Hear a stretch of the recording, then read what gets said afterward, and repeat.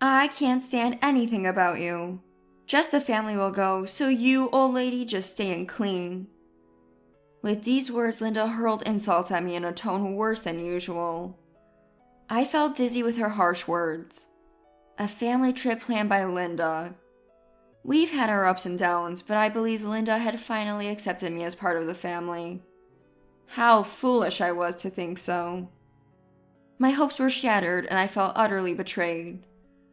I've been put through so much pain again and again. It's something that should never be forgiven.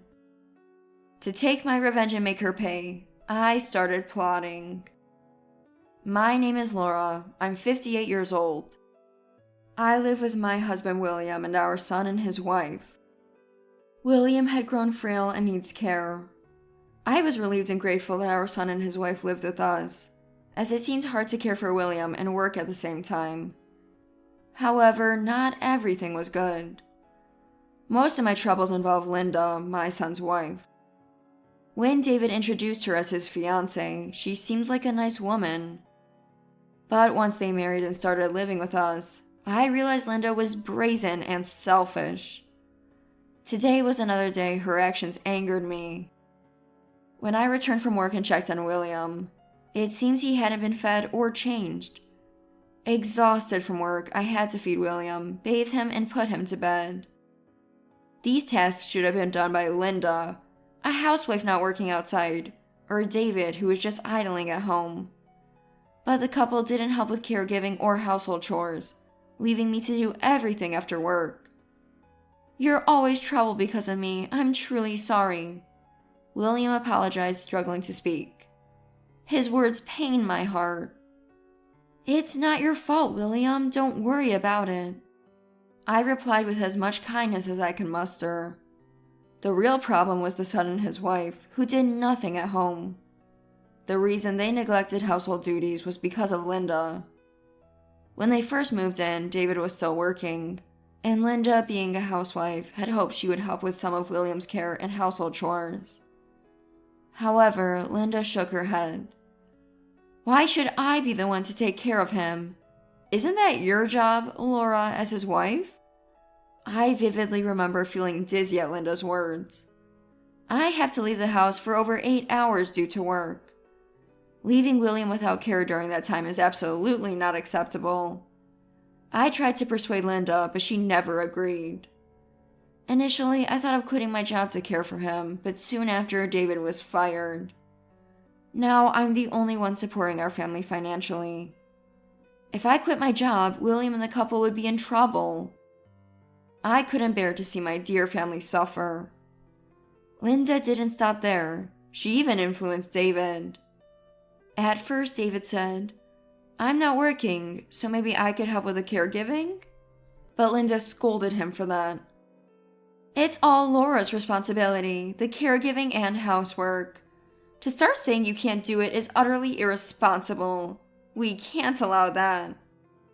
Initially confused by Linda's words, David gradually began to believe they were right. Moreover, Linda convinced him. "We're living fine even without working, so why make unnecessary efforts?" Thus, she made him stop looking for a job. Linda has a strong personality, and according to David, she has always been my guiding light. Trusting in Linda's guidance completely, David has even stopped job hunting and now just relaxes at home. Of course, he doesn't help with any household chores or caregiving. Such a lifestyle is unbearable. I've repeatedly asked them to resume job hunting, or at least help with caregiving and chores. But every time, Linda accuses me of trying to turn David into a servant, saying I'm cowardly for not wanting to do caregiving and housework myself. Trusting Linda completely, David has turned cold towards me. I never thought Mom could be such a terrible person. I'm disappointed. Hearing that was a real shock. I thought I was acting for the family, but my intentions never reached David. Where did I go wrong? Was it a mistake to hope for an easier life by living with them? But life was indeed tough every day. Caregiving takes its toll on both mind and body. Watching William weaken day by day was distressing. I feared what would happen if I became too weak to move. Maybe it was naive to expect living together would ease the worries. Yet I was truly grateful they offered to live with us, and I still am. But enduring such a life physically and mentally has been hard. With more people living together, the household chores have become increasingly difficult. Managing them all alone is just too much to handle. Is it so selfish to want some help? Am I wrong to think this way? Would everything be fine if I just managed better? There's no clear answer, and I'm just getting worn out. Then one day, David, relaxing in the living room, told me about a family trip Linda was planning. Apparently, Linda's parents gave them plane tickets, and the departure was imminent. Maybe a family trip will cheer Dad up. And Mom, you need a break from working hard every day. Those words warmed my heart. I had thought Linda disliked us, even hated living in the same house, but it seems I was wrong. The hotel Linda booked was well equipped for accessibility, suitable for William. She had gone out of her way to find such a hotel. For the first time, I saw a caring side of Linda and thought she might be kinder than I had imagined. But it didn't take long for me to realize that my hope was in vain. On the actual day of the trip, Linda saw me, excited for preparing since the day before, and laughed. Was it so funny that I was excited, despite my age? Confused as to why she laughed, Linda spoke while still laughing. I can't stand anything about you. We're going as a family, so you stay here and clean, old lady. I was taken aback by her sudden words. A family trip excluding me, and I should clean? Does that mean I'm not family? Her attitude and words were so hurtful I could barely stand. Linda, seeing me like this, laughed. Serves you right. I had had enough. Linda had constantly ridiculed and acted selfishly towards me, so she deserved to be punished. That's why I planned a thorough revenge. Okay, have fun then, I said. To this, Linda laughed even more. Oh, are you okay with that? Good. We didn't book a spot for you anyway. If you had insisted on coming, you might have ended up sleeping outside. Hearing Linda's words, I let out a heavy sigh. She never intended to take me on the trip. I was not family to her. I was an annoyance to her. It must be for that reason. I thought I had always carefully protected and cherished my family, including my son and his wife, and William. But only my husband William seemed to have received those feelings. Laura, are you okay? Even William, whose consciousness was clouded by illness, seemed to realize the heavy atmosphere. Feeling sorry for him, I answered as brightly as I could. I'm fine. But William still looked uneasy. They're taking you on the trip, right, William? I asked. Linda replied, Of course. William is part of our family. If at least William could get a change of scenery, that wouldn't be so bad. Then have a good trip. I'll do as I was told and clean while waiting, I said with a smile.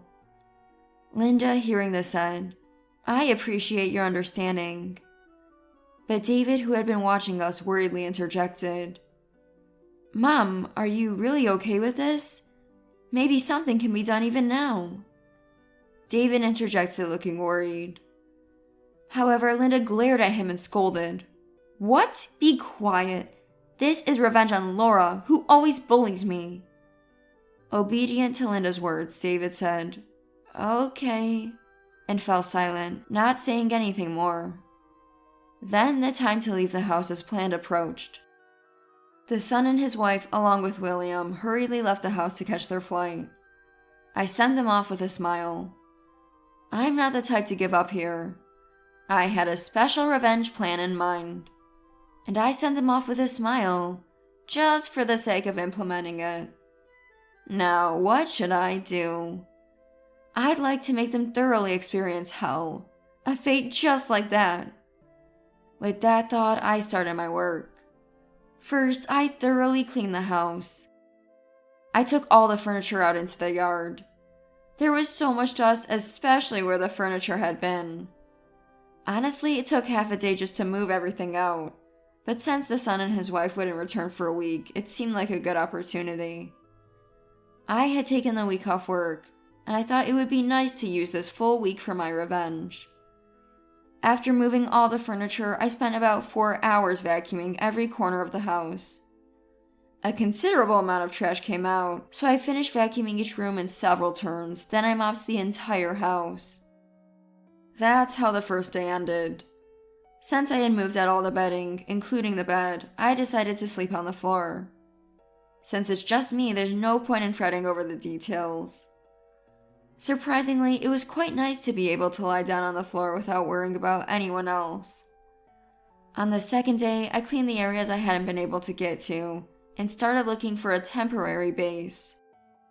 There was a weekly mansion not too far away, so I decided to stay there for a while. Next, I found a mover to transport the furniture. Fortunately, it wasn't their busy season, so I found a mover who could transport the furniture by the next day. In the meantime, I polished all the furniture. All this furniture was bought by me. In other words, they're mine. I would never allow the son and his wife to get their hands on them. That's why I was determined to take them back no matter what. Both the furniture and the house were immaculately cleaned. The furniture looked as good as new, and the house seemed as if it had just been built.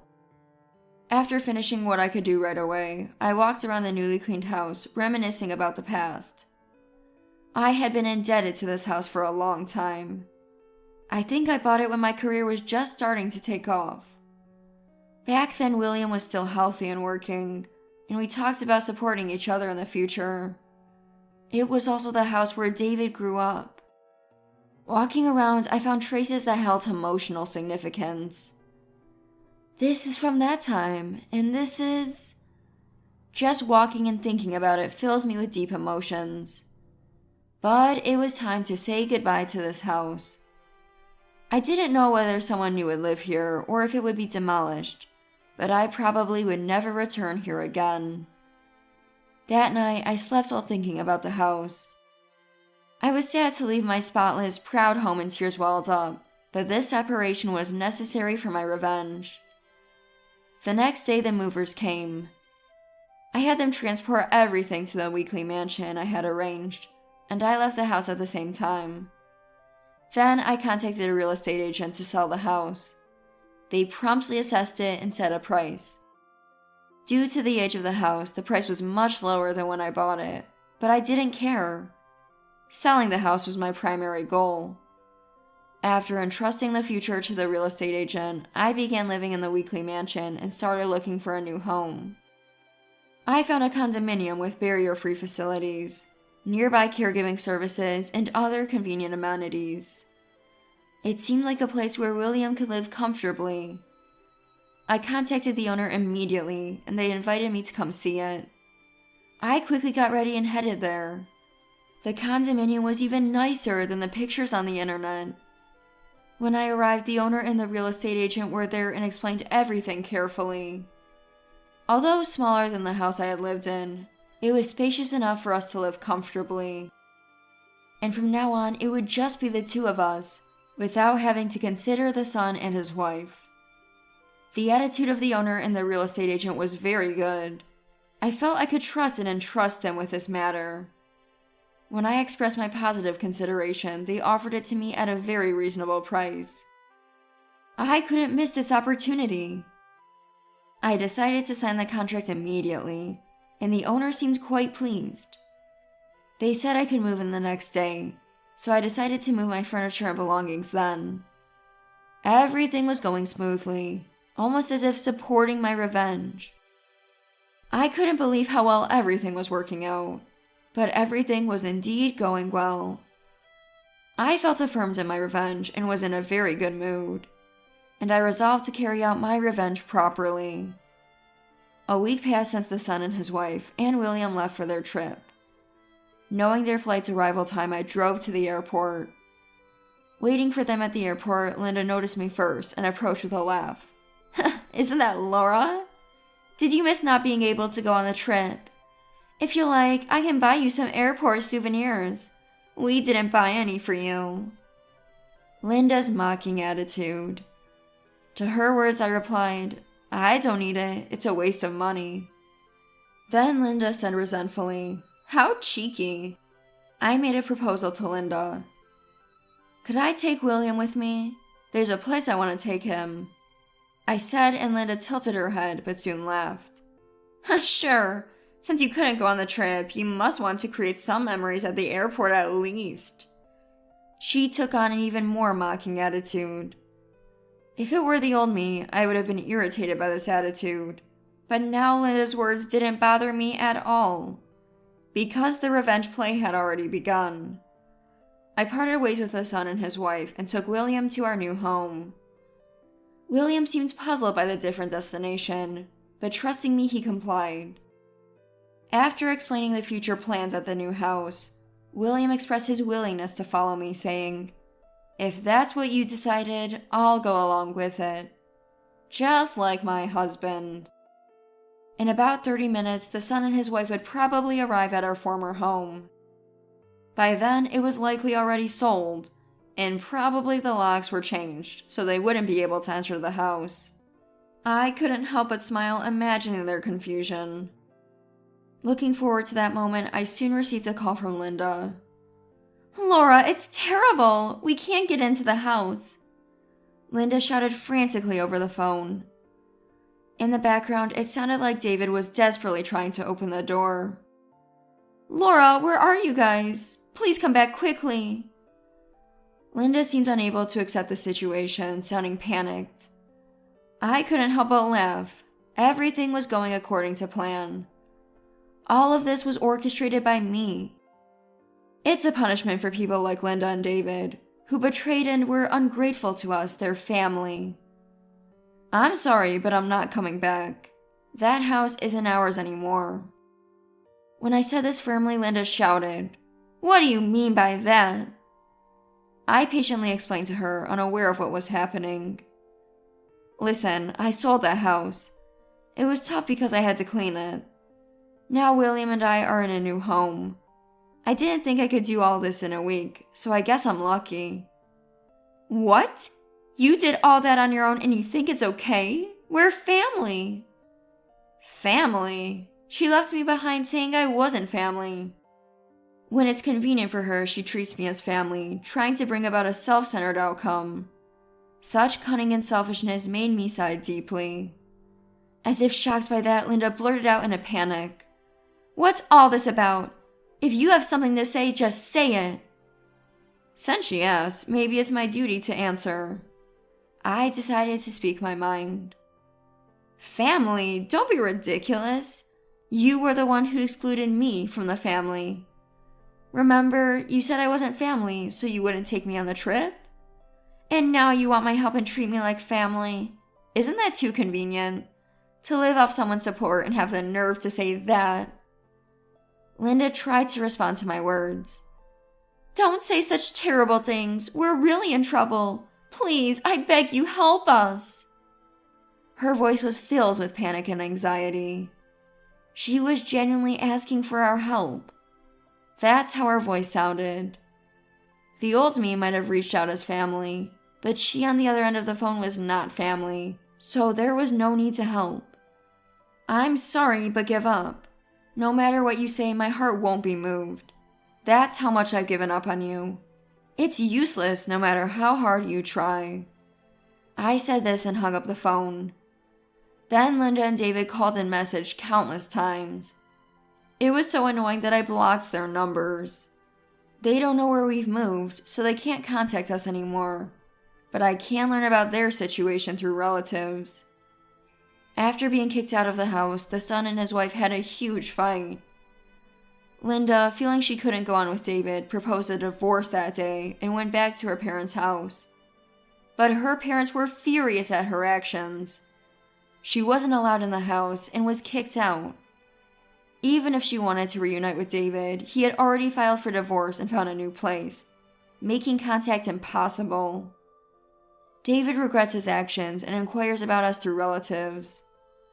I've already informed the relative, so no information about us gets back to him. He seems genuinely concerned about whether we are doing well. What David did is not forgivable. But I sympathize with his inability to act on his own opinions, always scolded by Linda. I'm thinking of giving him a chance to be part of the family again if he truly shows remorse. For now, I will not do anything and just observe David's behavior through relatives. If possible, I would like to take a new step as a family. I want to watch over him carefully and as a mother.